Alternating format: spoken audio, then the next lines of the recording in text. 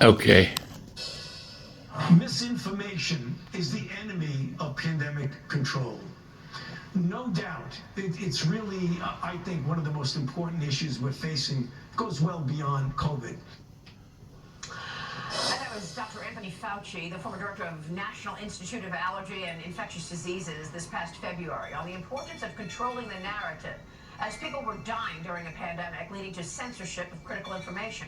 As the Biden administration has yet to demand answers from and hold China accountable for COVID-19 and the cover-up that followed amidst the nearly 1.2 million deaths it caused.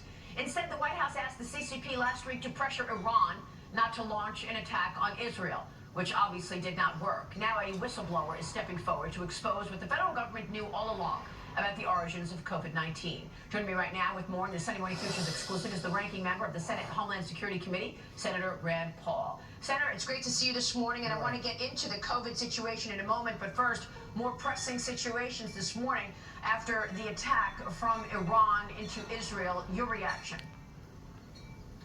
You know, I think we're very fortunate that it was ineffective and that Israel's and U.S. defenses were able to stop 97% of this.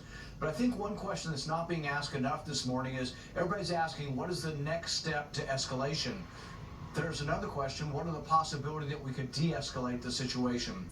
You know, every action has a reaction. Hamas attacked on October 7th, awful, dreadful.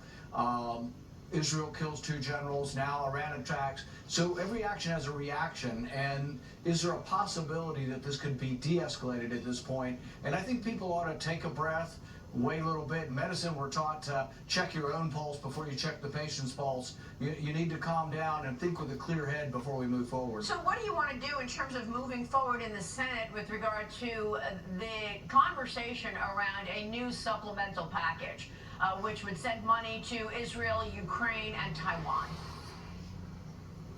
You know, I haven't supported foreign aid really in my tenure in the Senate, but I did support foreign aid that was paid for to Israel not too long ago. This was passed in the House, and then every Democrat in the Senate voted against foreign aid that was paid for.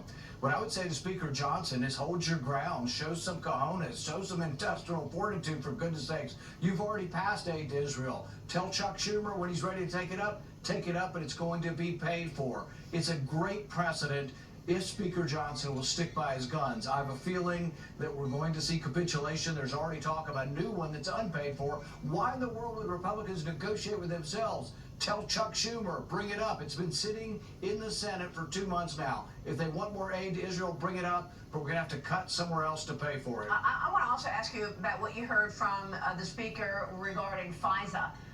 Can we trust government? Can we trust government to use FISA appropriately and legally?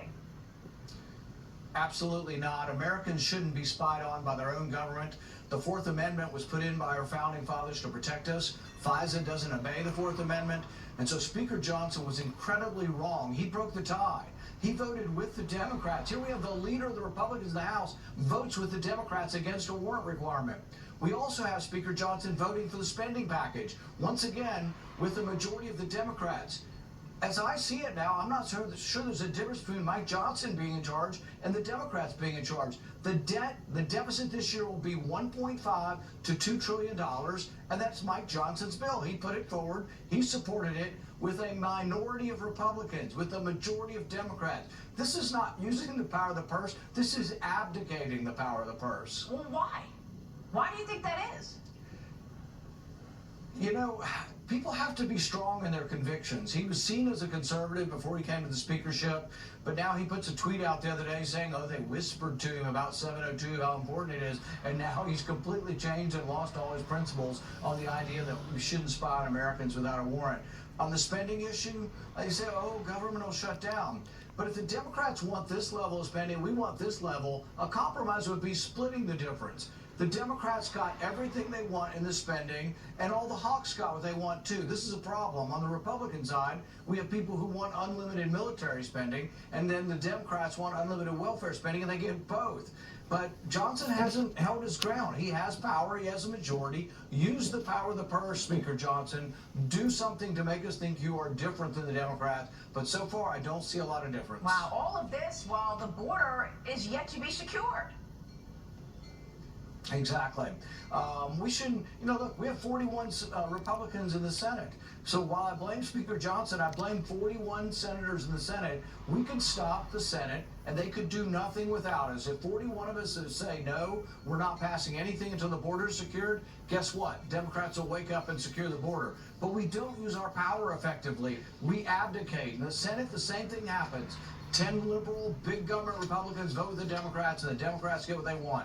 But now Mike Johnson's voting with a minority of his party. He's the leader of his party, and he's not voting with the majority of the Republicans were for a warrant requirement. The majority of the Republicans were not for having a deficit of $1.5 trillion, and yet he's siding with the Democrats. That's ineffective leadership. And if he wants to remain Speaker, frankly, he's going to do better because, I wanted to give him a break, and I have for a couple months. This is the first time I've really spoken out. But the Speaker's got to be a Speaker. He's got to be a leader of his party, not a capitulator to the other party. What about leadership in the Senate? Who would you like to see replace Mitch McConnell? Anyone at this point would be better because he now has decided that Ukraine and sending our money to Ukraine that we have to borrow is more important than anything, including our border. The whole fiasco of getting that thing started with ineffective border control that we ended up rejecting in the end was all Senator McConnell's idea, and it was a disaster. It's led to Democrats now saying, oh, well, look, we offered you this great border bill, and you didn't take it. It was a crummy border bill. It was a crummy deal. We never should have done it. Senator, real quick before you go, we've got to get into COVID as well. You are out with a report which shows that at least 15 federal agencies knew that gain-of-function research was being done in the Wuhan lab since, what, 2018? Yeah, we know this because a whistleblower revealed it. Nobody in the administration has told us anything. We've gotten all of our information from a whistleblower, but we now know it wasn't just one agency that China was approaching. China made a presentation, or an American representative, Peter Daszak, made a representation to 15 agencies about creating a virus that, guess what, looks suspiciously like COVID-19 and looks like no other virus in nature from that family. They were working on this and presented it to 15 agencies. And in 2020, when they saw COVID-19, they should have all been calling and raising the alarm and saying, my goodness, we saw this 2 years ago. We knew the Chinese were doing this. Lo and behold, they did it. Nobody in government came forward. Not one person. I take that back.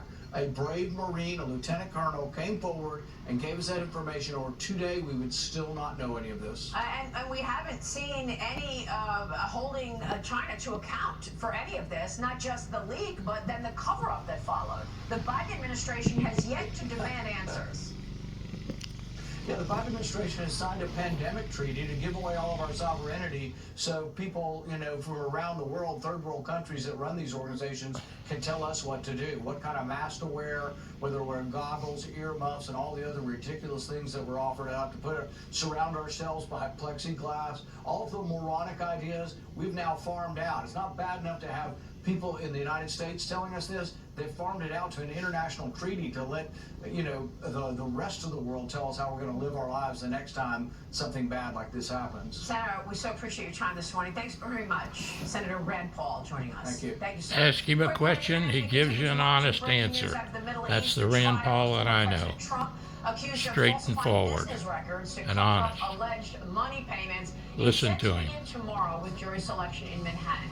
George Washington University law professor, Fox News contributor Jonathan Turley is here with legal analysis. Stay with us.